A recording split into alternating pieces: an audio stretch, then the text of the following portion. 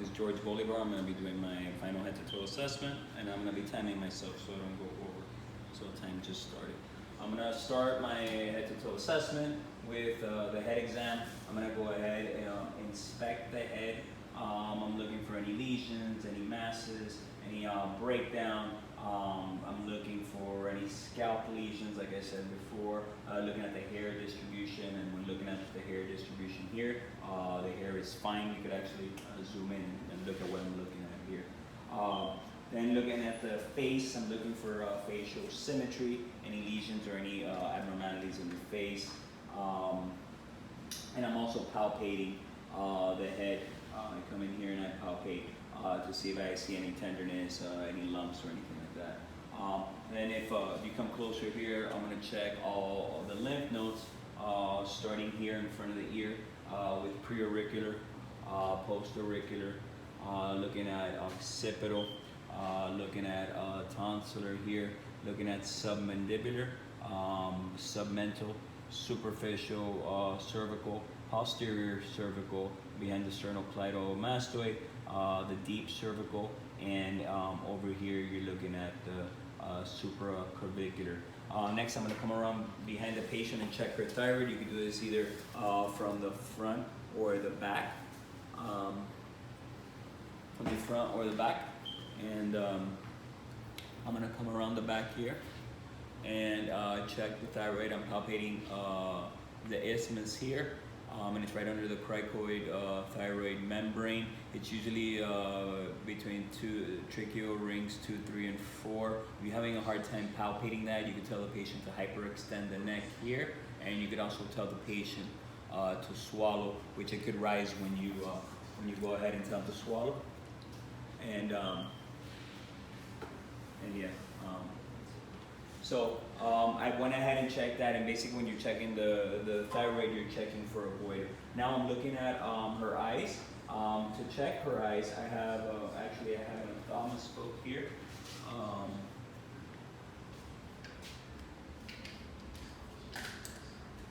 And I think there's if I could figure out her. Okay, so as you look here, you want to make sure that the room is actually darkened. You want to see a white circle light here, and you could actually change it, change the size of it.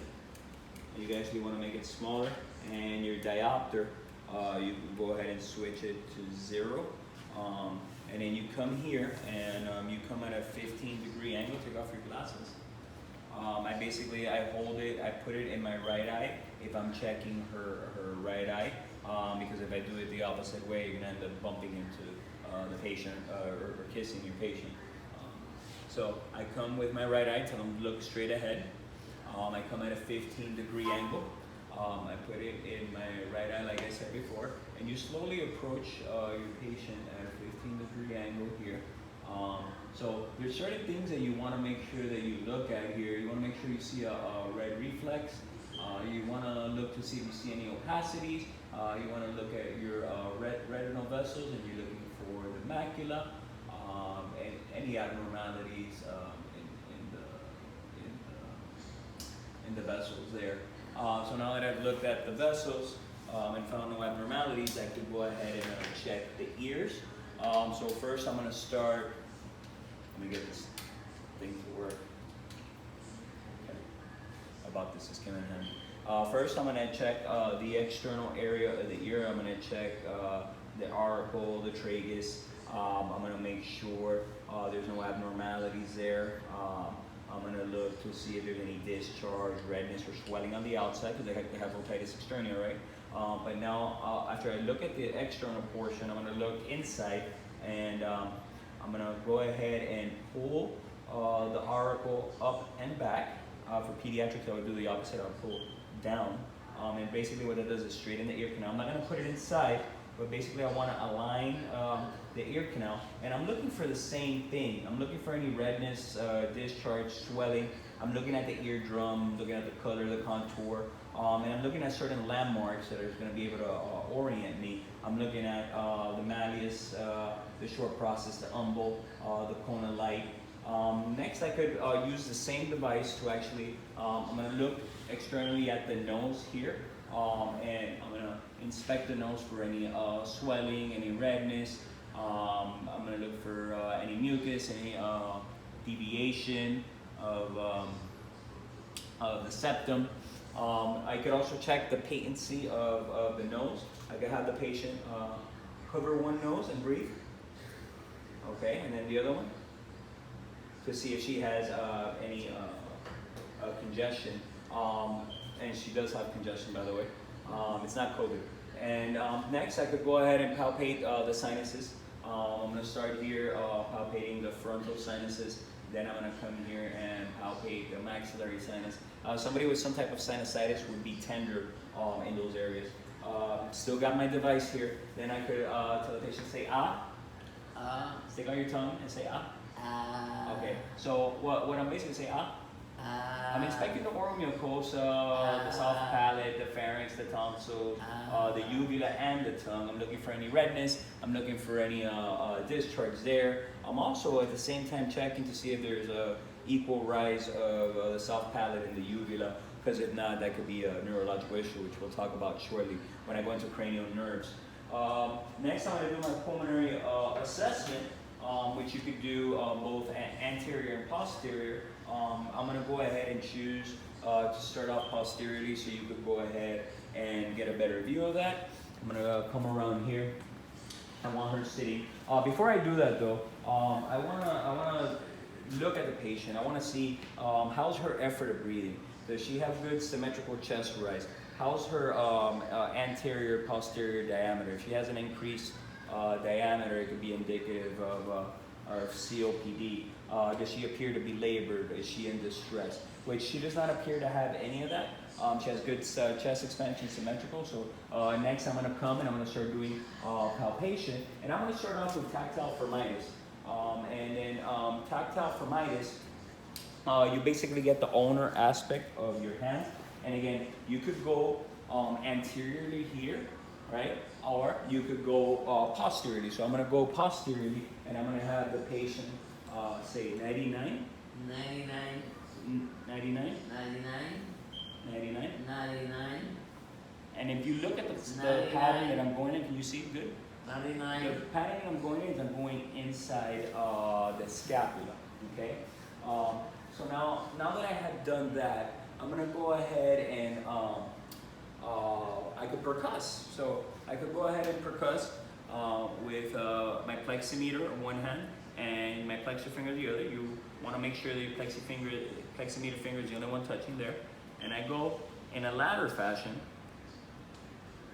And what I want over my lung field is resonance.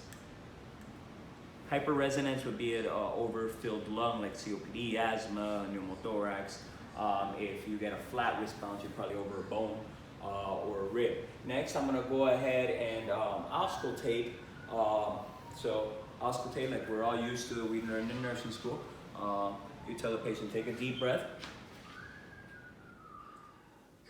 Take a deep breath. A deep breath. I'm looking for any adventitious sounds. I'm looking for any wheezes, any crackles, any pleural friction rub. And again, to reiterate, I would do this both posteriorly and anteriorly. Now, before I take off my stethoscope, we could check for vocal resonance. One of the very first ones that we could check for is bronchophony. And you have the patient say 99. 99, 99. 99, 99. 99, 99. 99, Okay. The next one, I'm going to check for egophony. 99, Okay. The next one I'm going to check for is egophony. I'm going to have the patient say E. E, E, E, I'm going to have, E, E, E, again? E, E, E, E, E, E, E, E, Okay. E, E, E. Okay. The next one I'm going to check is for whispered pectoriloquy. And same thing, but I'm going to have the patient whisper 1, 2, 3.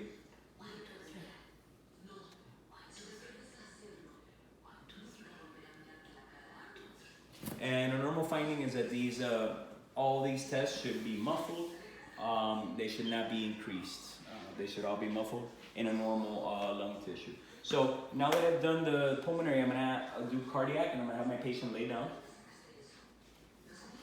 Which we're already at 10 minutes, so I gotta hurry up. Why you what?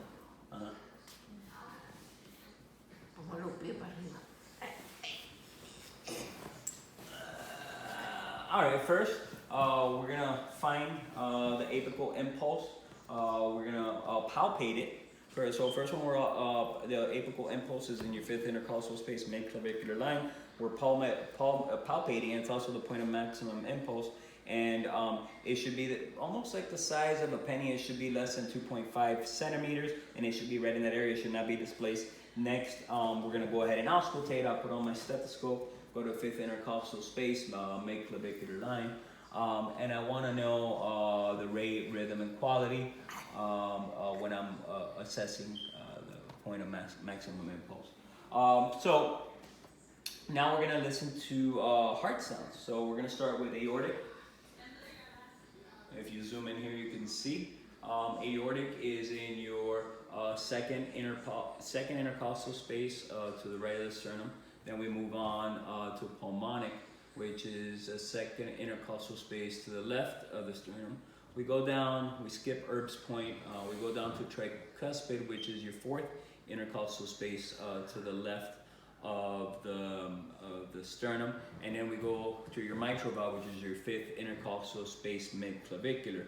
Again, we're looking for rate, rhythm, quality. Is it regular? Is it irregular? Is it irregular? Is it irregularly irregular?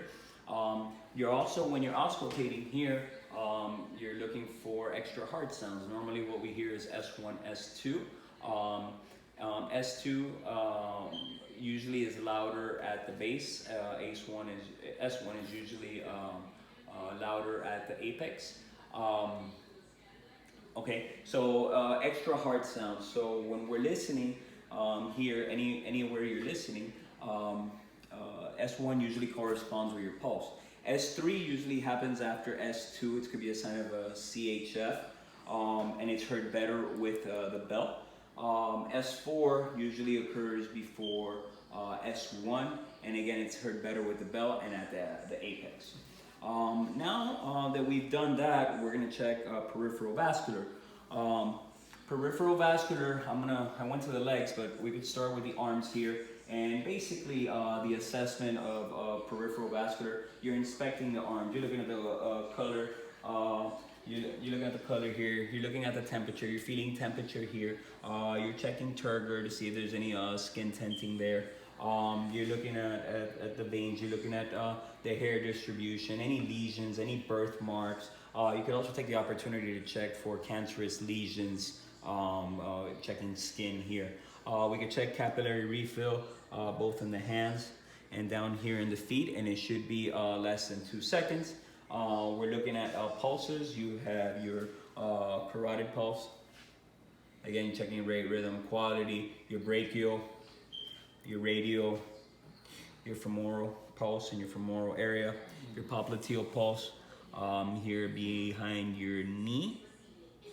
Okay, you have your posterior tibial pulse, and you have your dorsalis pedis. Note that pulses are graded on 0 to 3, 3 being bounding, and 2 is usually a normal pulse level.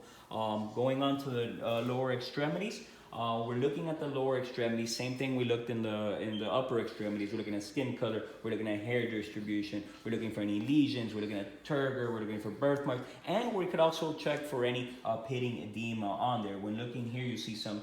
We're also looking for venous engorgement or varicosities, and when looking here, there are some varicosities as the patient has varicose veins. Next, we're going to go to abdomen. I would go to the patient's abdomen. Normally, I would ask the patient's permission. I would inspect the abdomen. I'm looking for contour. I'm looking for any masses, any pulsatile masses, symmetry. Are there any scars, any previous surgeries? And then I'm going to always start with auscultation. And I'm going to move in a clockwise formation, starting at the right, listening. All quadrants, including epigastric area.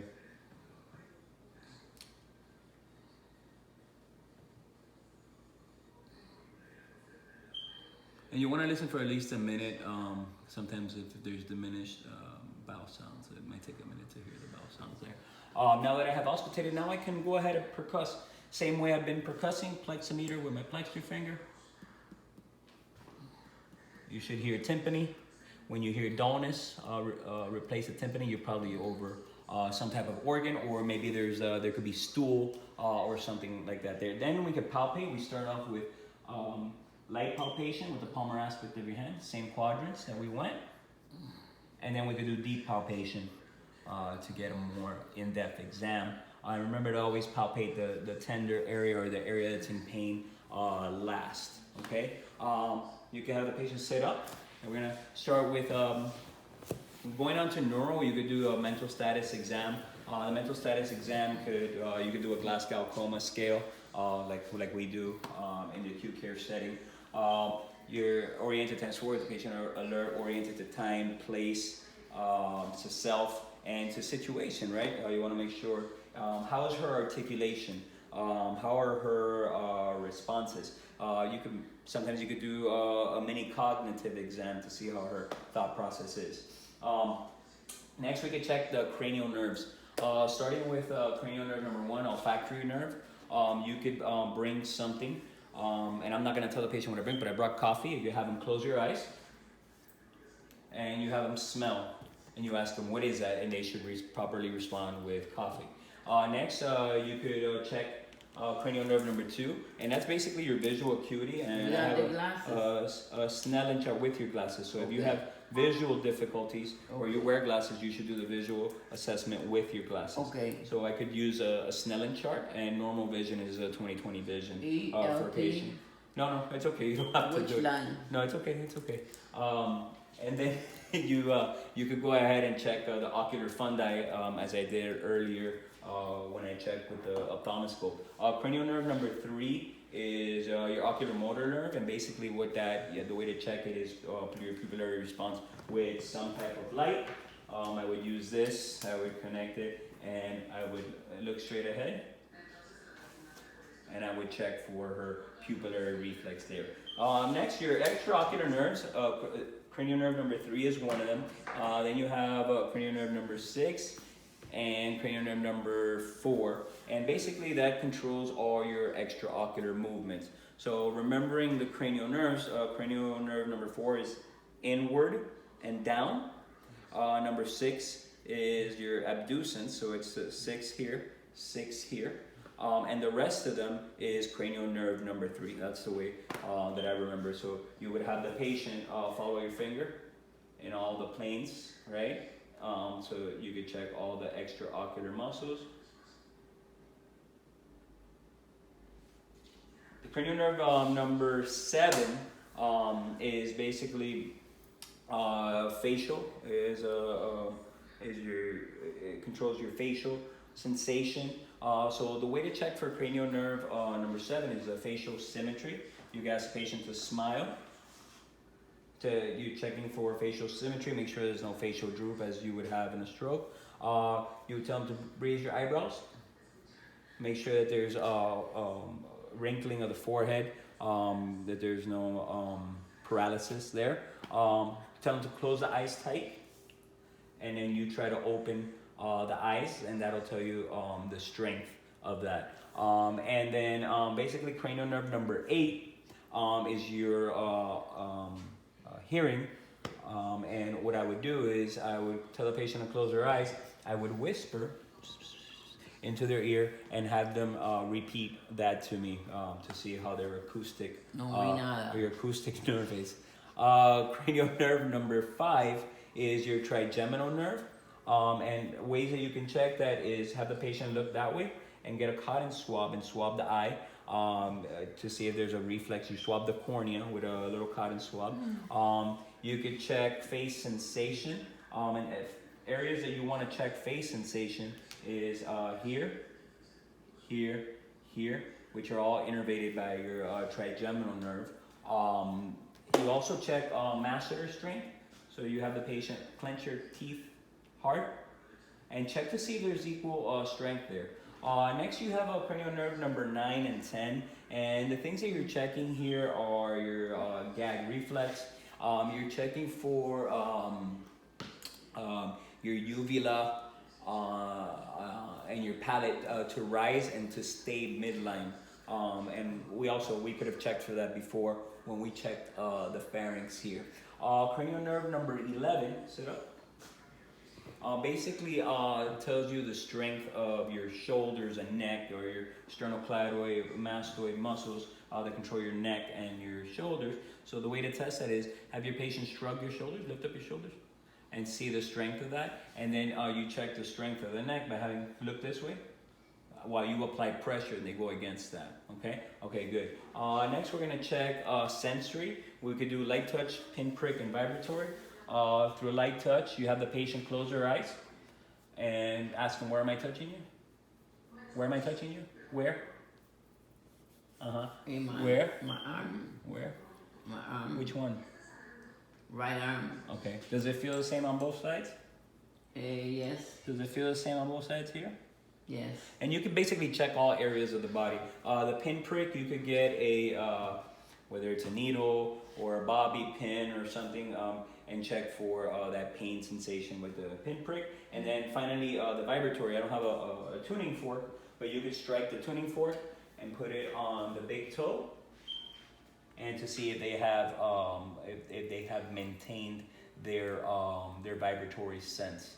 So now we could check reflex. Okay. So the first one we're gonna check is brachioradialis. So you would hold the. Can you see it there?